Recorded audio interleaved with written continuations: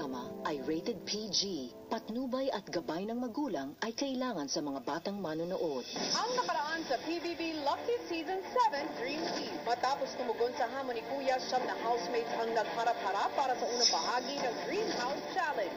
Siyempre, sa kagaya ko po na pamilyadong tao, nawalan man po ng trabaho, maghirap, bahay po. Siguro ito na yung pinakamalaking regalo na pwede kong ibigay, hindi lang sa sarili ko, kundi para sa magulang at mga kapatid ko. Gusto ko ng bahay. Imagine kung may magsabi sa'yo na kaya mong magkaroon ng bahay. I'll do anything. I'll do everything.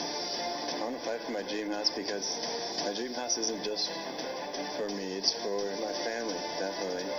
Isang malaking bahay ng malaking pamilya ang nakatira. Yun yung pangarap ko.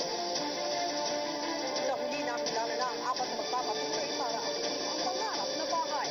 Pero matapos ang mainit na labanan, isang bagong hamon ang haharapin ng housemates. Kinakailangan ninyong magtayo ng apat na haligi gamit lamang ang popsicle sticks. Pero hindi kayo makakalapit sa gitna. Abangan ngayong gabi, paano nga ba muli masusubukan ni Kuya ang kanilang diskarte at samahan? Kasi if you do it like one all the way around, it's gonna be off balance. We're doing okay. These are not right. Gusto ko sana mag-usap-usap muna tayo. Ano yung reason bakit hindi tayo nagsasalita? Natatakot ba kayo kay Tanner? Makakabuo nga kaya ng matibay na pundasyon ng Dream Team ng Pinoy Big Brother Lucky Season 7. Matapos kausapin ni Kuya ang apat na task leaders na sina Cora, Jerome, Maymay at Tanner tungkol sa kanilang bagong habon, agad na nagtipo ng Dream Team. Casina. Everybody! Our budget task.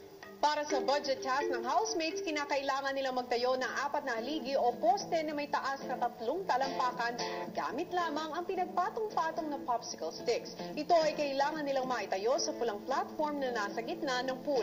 Pero hindi sila maaaring lumapit dito kaya naman kailangan nilang gumawa ng panungkit na magagamit nila para maipwesto ang popsicle sticks. Pag natapos na nila ang apat na haligi, isang bubong ang kailangan maipatong at kapag sila ay nagtagumpay, makukuha nila ang kanilang weekly budget para sa linggong ito. Unang pinag-usapan ng housemates ang magiging hugis ng kanilang tower. Ano tayo ng mga shapes kung ano sa isip niyo is the best? Stability talaga ang importante dito. Kasi kung mapataas mo nga siya, pero pag pinatong yung bubong, bumagsak din, talo pa din. The only problem with January is the higher it goes, it might be unstable because they're all like this instead of flat. But how come in history they use a lot of triangles to build stuff? Triangles are stable when they have a square base. Engineering. Pwede rin pa hashtag, matibay.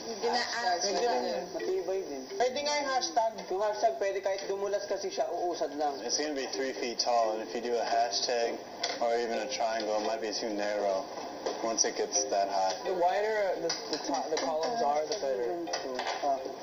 So I think a hexagon would be the best bet, the safest.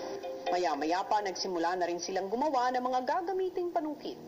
Okay na to, meron tayo isa. Pwede po. Hanggang sa sinubukan na nilang maglagay ng popsicle stick sa platform. Hawakan mo sa likod, baka Sige, lalapag muna. Sige, hawakan ko yun. Tapos gagantuhin.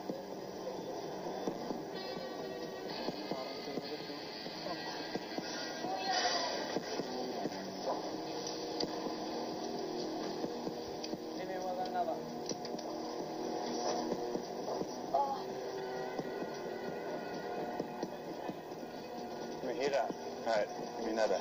We're using one style of tower. It's basically a hexagon. And that's the fastest and strongest way. You just keep stacking triangles on top of triangles for each column. Confident naman po ako dun. Pero di po ako masyadong experience sa mga towers or building stuff or engineering na ganun. Kaya tiwala po kay Tanner at sa mga ibang teammates ko. Maganda po yung concept nila. We're doing okay. Kung ang iba abala na sa pagbuo ng tower, si Kisses hindi pa rin tapos sa kanyang panungkit. May tali ka pa dyan? Kuya, ito po yung panungkit ko. Gumamit po ako ng popsicle stick, tapos tinali-tali ko po siya. Tapos po mga cardboard. Kanina ko pa po ito ginagawa, kuya. As in, kanina pa po talaga. Ako hawak nito, tapos ikaw hawak ng pang-push na stick. Babaril. Oo. Baril. Ilalagay dito yung popsicle stick and then ipupush na lang para straight line. Paano mo siya i-release? Yung ito po, kuya, ipupush ko lang. Ito po. Ipupush din. So, parang ano rin, oo. Ano yung ginamit na ano? 200, ganun.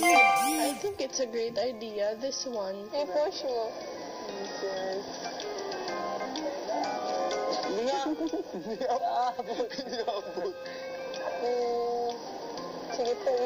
Tignan mo sa Baka ano, dagdagan mo muna dito, Bay, so parang hindi siya stable. Sa pagpapatuloy nila sa pagpapataas ng tower, tutok ang 4 na leaders sa kani-kanyang poste.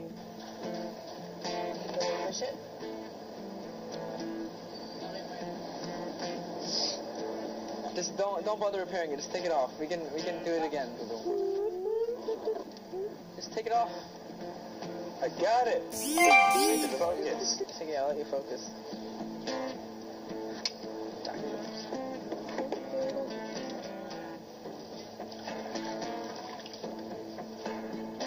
Napay. Pantay na ba? Na. Lahat po kami nagkasundo po sa isang style po kung paano po namin siya gagawin. So, inimpisa na po namin siya itayo. Sa ngayon po, meron na po kami mga pinakamataas po siguro 3 inches po yung kay Maymay. Looks nice. Oh.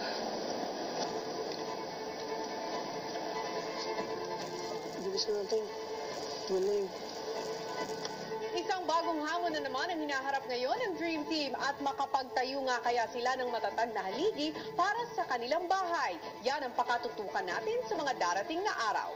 Hello Philippines and hello world! Matapos makuha ang 4 na pwesto para sa mga maglalaban sa Dream House Challenge, may mga pagsubok pang pagdadaanan sina Cora, Jerome, Maymay at Tanner para sa kanilang pangarap na bahay. At kung gusto niyo silang padalhan ng swerte sa mga hamong ito, sa puntong ito mga kapamilya ay muli namin binubuksan ang padalak para sa kanila.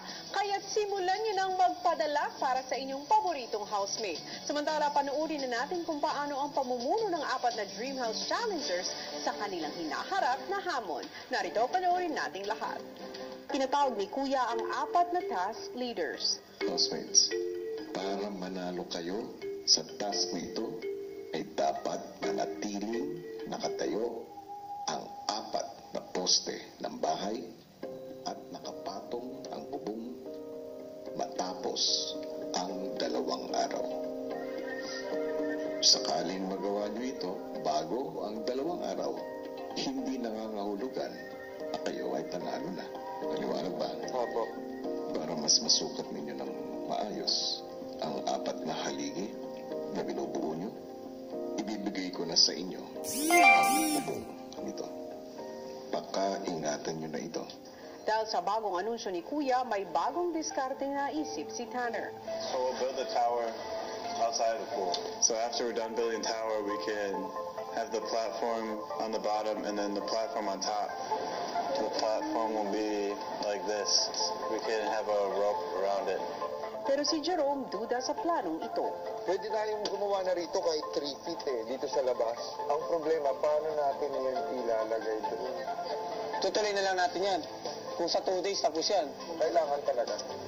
Mabilisan na rin tayo. Kuya, since nandun pa lang po kami sa trial error phase po ngayon, hindi po namin tatanggalin lahat. Kasi kung hindi maging effective itong gagawin namin, pwede pa rin namin ituloy kung ano yung mga naumpisahan namin. Habang sinisimulan na ng iba ang pagtatayo ng tower na ililipat nila, si Maymay kinukulit na naman ni Edward. Uy!